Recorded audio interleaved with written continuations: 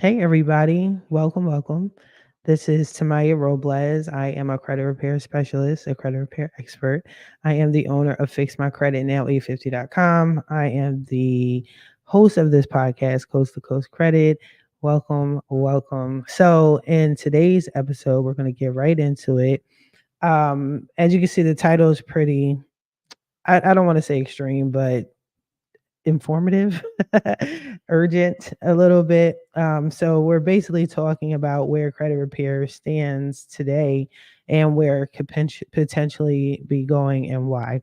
So for the most part, how this came about, I was watching a couple of YouTube videos on credit, and I came across this one guy's video where he was just basically saying that he's done doing credit repair, he's out.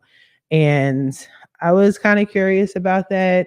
So I checked out his video. He made some valid points. And then I just realized like he's just coming to the conclusion that I came to years ago, that this is the beginning of the end. The beginning of the end of credit repair, not credit, just credit repair. And I noticed over time that there were certain things that certain indicators showing that this was the beginning of the end.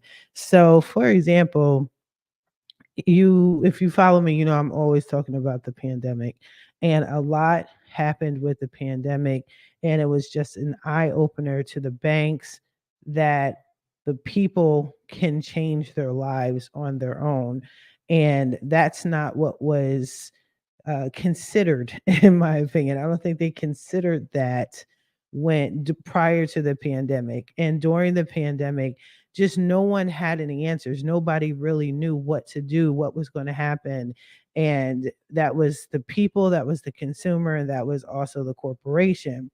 Now, in times of hardships and peril, we seem to figure things out. I mean, and that's what happened. Like I said, a lot of times I have clients that come in and they either made their side hustle their main form of income. Some people got fired from their job and they had no choice but to be entrepreneurs to feed their family. I mean, you make things happen. And I don't think the banks were ready for that. And then we had time to sit at home and figure out our finances and our money and where it was coming from and our credit and, what to do to fix our credit. And everybody and their mom became a credit repair expert. And some people were amazing at it. And some people just had it had it as a hustle. And then they eventually like monkey barred into something else. And they weren't ready. So now that the pandemic is over, we gave the banks and the government some time to figure out how to counter that. Okay, because again, this system is not here to help you. It's to keep you in debt. If you remain poor and broke, you're funding the rich. And now it's just becoming difficult. One of the best ways to stop this would be for them to make it harder to fix your credit. And I've spoken about this before about the FICO 10T. No one's talking about the FICO 10T. I don't necessarily go around looking at what other credit repair specialists are talking about per se. But I do get notifications like everybody else in my news feed, like, hey, this is what's going on in these streets, or here's a recommendation of this video. And some of them are intriguing, but I just don't hear anybody talking about the FICO 10 and the FICO 10C. And the reason why this is important is because the FICO 10C goes back 2 years. It's trending data from 2 years ago, which affects your credit score. And I've done videos on this, and I noticed this, Matt, earlier. I actually noticed it during the pandemic. And again, if you don't know what the FICO 10T is, it's a FICO scoring system. Every 5 years, a new FICO scoring system is supposed to be released. And even though there's always a new one every 5 years, most companies don't use the latest one. They're still stuck on maybe an older version of FICO, which is fine. And I'm actually going to show you an example. I've used this before. My client, she knows I use her credit report for educational purposes. So I appreciate that for her. But I'll give you a visual so you can see exactly what I'm talking about. And if you're not looking at the visual and you're hearing me on my podcast, I'll explain it in great detail so you can understand. Other than that, just check out the YouTube video. And if you want to look for yourself. And another thing you can do is you can actually you can sign up for FICO, look at all your FICO scores yourself and see what's going on. But what happened with FICO 10 and FICO 10T, that is the latest version, and it came out technically during the pandemic, which was 2 years earlier than necessary. So when the pandemic occurred, we were on a FICO 9. That is your consumer credit score. Everybody, most companies, if they're rating your credit, they're looking at your FICO 9. It was the most common credit scoring model. But when the pandemic first hit, I noticed a couple of my clients had a FICO 10, and I'm like, what is that? Right? Like, oh, FICO 10, because I was surprised because it was too early for another FICO scoring model. That's one. Two, I didn't hear anything about it. I didn't see anything in the news about it. So that was weird.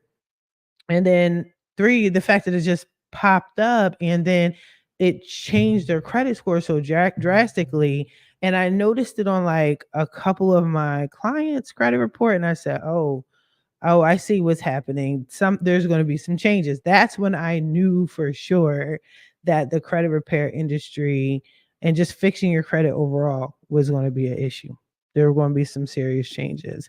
And then the same people, I know I didn't see the FICO 10 on their credit score anymore, on their credit report. So I was like, this is a tester.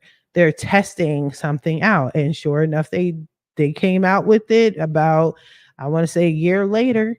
We were still in the pandemic, and then they released early the FICO 10 and the FICO 10T. So the FICO 10T goes back 2 years. So let's say you've been fixing your credit during the past 2 years, which was around the pandemic time, right?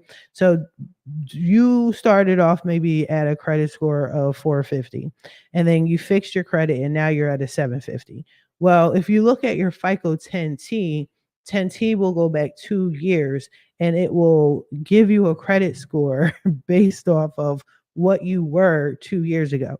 So if you decide to get, let's say, a line of credit from a bank, even if it's your bank, if they're using the FICO 10T model, even though you have a 750, they could care less.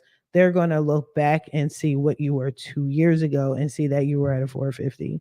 And you'll be denied for credit based off of how you used to be, not what you are today. Yeah. And I always use the metaphor. If you heard this before, I always use that metaphor. Like how back in the day you might have been a player or used to have a bunch of boyfriends, a bunch of girlfriends, or whatever your twist was, and you were just like known as the womanizer or a manizer, right? But that was who you were then. And then time went on, you grew up, you settled down, you got married, and you got the house and the white picket fence. But then you see somebody and you're trying to have a conversation with them and they know you from somewhere and they're like, oh yeah, you used to be a womanizer from back in the day or a manizer from back in the day. And then from that point forward, that's all they treat you as far as who you used to be, not who you are today. That's what the banks are doing. That's what is going to happen, and it's going to be more prevalent as time goes on. Now, there are positives and negatives about, I don't see anything positive about a FICO 10T personally, but there are solutions and recommendations. I'm going to get into that in a minute. But what I'm thinking, here's the thing. Like I said, most companies don't use the latest version of anything just yet. So we're going to take a look at a FICO report and you're going to see what most which credit scoring models people use right now, which is still the FICO 8, which is great. Okay, which is great. Mortgage lenders, they don't use the latest version. They always use an older version. So you're good there. However, Fannie Mae did release a statement during the release of the FICO 10T, and they basically said in a nutshell, we're not going to make our lenders have to use a FICO 10 or a FICO 10T. We're actually going to give it another 5 years. And if they choose to use it, that's okay. But we're not reinforcing it. Well, think about that. In another 5 years, it's going to be another scoring model.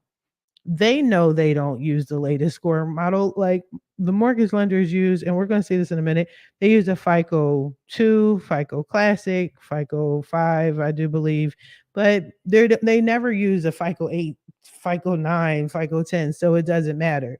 But if you're applying for certain things, maybe you want, I don't know, a store card or whatever. If they choose to look at a FICO 10 and 2 years ago your score wasn't what's up, then that's a problem. But let me just show y'all what this looks like. All right, so this is my clients or former clients credit report. And as you can see, this is her FICO score 8, and this is a consumer credit score. Everybody's on this right now. This is the time that everyone's on. They're on FICO 8. This is very common, very common. If you go to Kohl's and you shop at Kohl's and they're saying, "Hey, do you want a store card?" and you say yes, and they run your credit, this is what they're going to see. But pay attention as we go along, the changes of her credit score, okay, as we go along. Now, mortgages, if you want to get a mortgage, you can click on that and you can see what your credit score is going to look like under a FICO 5, 4, and 2. So this is what mortgage lenders look at. So when I fix someone's credit and I tell them, listen, I'm here to fix your credit. I'm not a mortgage lender. Okay. If you really want to know what your score is, before you have a lender do a hard hit and look and pull your whole credit profile, go to my FICO and then see what your mortgage score is. This is what her mortgage score is, and they take the average. Okay, so her average mortgage score would be 635. Now let's go backwards and see if you were to get an auto loan. So if you go into an auto dealership and you're trying to apply for a loan, they can use an auto score 8, an auto score 9, or an auto score 5, 4, and 2. And as you can see, the scores are different. So if we click on auto score 8, you can see she's at 670, 668, and 663 under Experian. If you hit the auto score 9, her score drops. It is a 630, 635, and a 652. Now, if you go to auto score 5, 4, and 2, now keep in mind, I don't know any car dealership that uses such an old model, but you never know. You just never know. So you would typically ask a lot of car dealerships, the rep that you're speaking to doesn't know. It's usually whoever handles the loan, and that's those guys in the they're usually in like the skybox of the car dealership. But you want to go check out the 5, 4, and 2, and you can see her score is all over the place. It's a lopsided credit score. So her Experian is almost 700, so it's 681. TransUnion is 636, and her Equifax is 650. All over the place.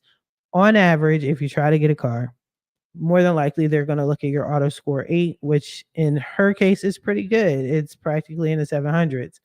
Now, we're going to look at credit cards. So if you try to apply for a credit card, if you see they have multiple options.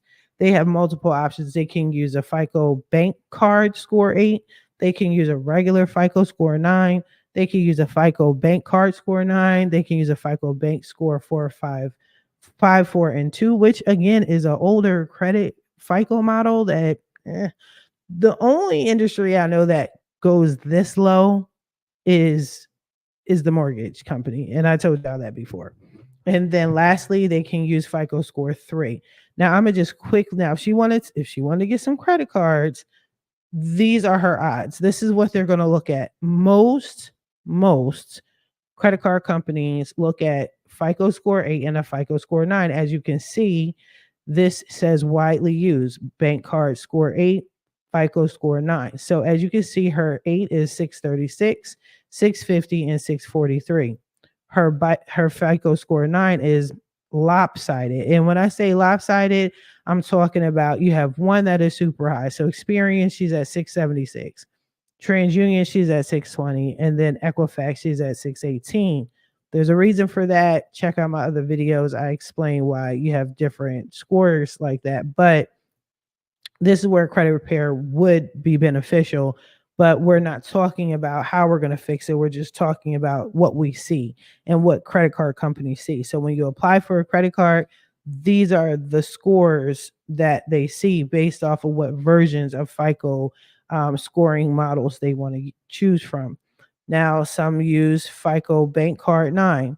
So you see there's a difference between a FICO score 9 and then a FICO Bank Score 9, drastically lower. So it's drastically lower.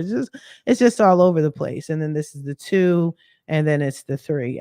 The 3 is almost never used. That's why you don't see a score for Equifax or TransUnion in this case. So we're going to go back again, and we're going to see the new version. The new version, which is the FICO Score 10, FICO Score 10T, FICO Auto Score 10, and Bank Score 10. That's if the auto companies use a FICO Score 10. That's if the bank cards or the credit card companies choose to use a score 10. I doubt it. I doubt it. I doubt it. I doubt it. I doubt it. And if you want to be sure, all you have to do is ask. Just ask. And if you're asking the customer service rep that you're on the phone with, hey, what FICO scoring system do you use? And they say they don't know, ask for a manager. It's not that complicated. If the manager doesn't know, they'll find out for you. But you, before anybody starts to running your credit and you get inquiries and all that other shit, check first. Okay. I do have a link in my description where you can get your FICO. Check it out. Click on the link and find out. But check before you have other companies checking, because these hard inquiries, it's not just a hard inquiry. It's the banks talking to each other. It's the credit bureaus talking to each other. So they could see you apply for something and you got denied or approved. And then they're going to spread the word. I just did a podcast where I showed you that there's 63 credit bureaus out there. They're all going to talk to each other. Hey, she just applied for Amex, or he just applied for a Discover card. They got approved. And then they're going to pass it along. It's not just going to be an inquiry on Experian, TransUnion, and Equifax. It's going to be in your check system now. Now it's going to be on LexisNexis. Everybody's going to know your business. Know your business before they know your business. That's how you get a hold of all of this. But anyway, so looking at her FICO score 10 that they say it's recently released, you see her scores are lower than the other scoring model. So she's at a 658, 614, and a 632. Now look at her FICO 10T, 660, 617, 635 auto score. Right. It's thrown off and it's lopsided. In certain cases, I've seen some of my clients have a credit score that was high, or at least good, decent, manageable. And then when the FICO 10 and the FICO 10T hit, it dropped their score over 120 points. I'm going to be honest with you. When the client that you just saw there, when she first had FICO 10T hit over a year ago, she was one of those people where her credit score dropped over 100 points. Okay. It was alarming because she always had good credit or very good credit. And during that time, she had very good credit, and it dropped it from very good to fair in certain cases. So I explain this to say the reason why I'm talking about FICO and FICO 10T is because these are the early signs that credit repair and credit, all of that, the game has changed. It's mad different now. Y'all need to catch up. Now, when it comes to the credit repair, it is, I want to say it's not impossible to fix credit, because as you guys know, as my clients, that I get you results, and a lot of y'all get results quickly. I've been consistent with that over the years. That hasn't changed. What I noticed is I don't have an issue getting something off a credit report. I notice it's not as swift as before, like when I was first in the game.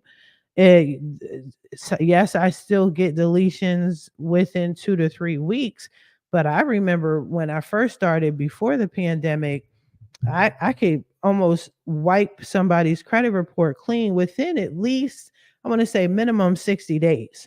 Now, I did things differently. I wasn't necessarily a factual disputer back then. Um, Factual disputing wasn't as common then. And then I got into factual disputing, and then it was just like the heavenly gates opened. But it was just this response were different with the credit bureaus. I could send a dispute letter out. You weren't getting as many stall letters. Now all my clients are like, hey, I got this in the mail. Is this urgent? Or they'll upload their these stall letters from the credit bureaus acting like they don't know who they are.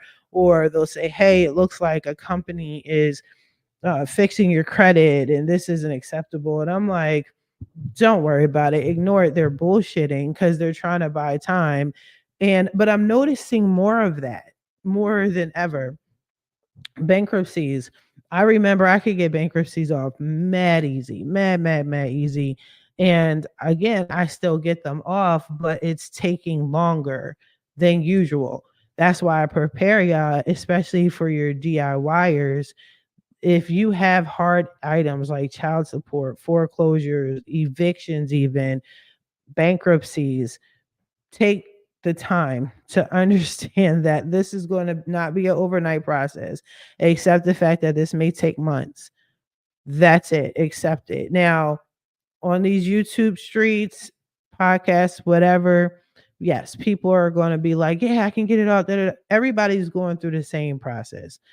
Either they're going through the old process that I told y'all doesn't really work like that. If it does for you, congratulations. Don't reinvent the wheel. But in most cases, the old version just doesn't work, or it's just too slow of a process, right?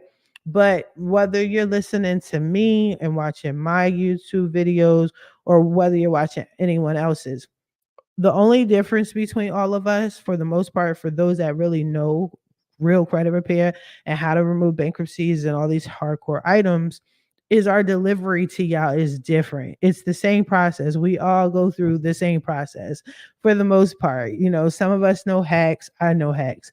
Um, but hacks are not as common. And some of the hacks that they're showing y'all for free don't work like that. Check out the comments. Like when someone's like, oh, yeah, here's a hack for such and such. Listen, I was all about that hack life. Hacks came out during the pandemic. You used to have to pay bread, all right, to get hacks. The most I paid for a hack, which I still use today, which is very effective, is $2,400 for a hack. You know what I mean? I resold the hack and then got my money back that same day plus a profit. But there's not that many real hacks out there with credit repair, which is another reason why it's another sign that this industry is dying. It is dying. So when you come to me to fix your credit, yes, I'm still that chick, yo. I'm always going to be that chick. And the reason why is I'm always finding loopholes for something. I have my ear to the street as far as what's changing, what's effective, and I'm on it. I don't dispute just in one way. I teach y'all the ways, I teach you what's common, what you need to know. But when I dispute for my clients, I'm doing like multiple disputes at the same time in one round. That's why I get the results that I get, right? However, realistically, it's me against the machine, and this industry is legit. It's a dying industry. There's always going to be personal credit. The government will always want you to have credit. They will always want you to owe them. So that's going to be in place. I'm not saying credit is going to go away. What is not going to be effective anymore very soon is credit repair. Credit repair. So, what's the solution? That's the problem. What's the solution? In my opinion, the solution is y'all need to hurry up and take these next couple years and fix your credit asaptual yesterday, immediately. Because the next thing is going to happen is We got a FICO 10T today, but what's going to be the next model? Because FICO 10 and FICO 10T is the only scoring model that has two versions of itself, the FICO 10 and the FICO 10T, and the FICO 10T goes backwards. That was a tester. They tested it during the pandemic, and at the tail end of the pandemic, they released it. That's what we're under now, whether companies use it or not. But the thing is, companies are going to be using it. And I don't do these videos for nothing and these reaction videos for nothing. I'm trying to show y'all the changes in the industry, the financial changes, the credit changes, the dumbass student loan changes. Like, don't drink the Kool-Aid. Fix your shit as quickly as you can before you can't fix it. Okay? Holla at me if you want me to fix your credit. Go to fixmycreditnow850.com. The link is in the description so you can set up a free consultation. It costs money, y'all. Please don't talk to me about does it cost money. It does. I don't know what your pockets are. I don't know what is or isn't. I don't have time for that. Okay? This is an investment for yourself, an investment for your family. If you want to get your credit fixed before you can't get it fixed, okay, take care of it, schedule a consultation with me. If you want to do things yourself, that's totally fine. I have a ton of free videos. Y'all know what's up. You know, you could go on my website if you're struggling for some letters. I created my own letter. Just get at me. It's very effective. I've been using it. I've been using it for at least 3 or 4 years. Once I created, like, I was pulling certain wordings and stuff from like letters that were effective in the past. I just created my own monster letter and it works. Yo, it just works. It's amazing. If you don't want to do that, I do have a letter vault. Just go on my website, go under DIY. You should be straight. But do it yourself. Learn what type of disputer you're going to be. It does make a difference. And then just make changes. And then the final solution I have is have a plan. I talked about this before as well. Have a plan. What are you going to do once you fix your credit? Once you have good credit, what do you plan on doing? Are you going to just sit on it? Do you plan on investing? I think you need to get on the business side. And that's why I said 2024 ongoing, I'm mostly going to be pumping business credit. Yes, you guys want to get on the housing market. I noticed that it's getting better. Excellent. Cool. Do that. Do what you got to do for you and your family.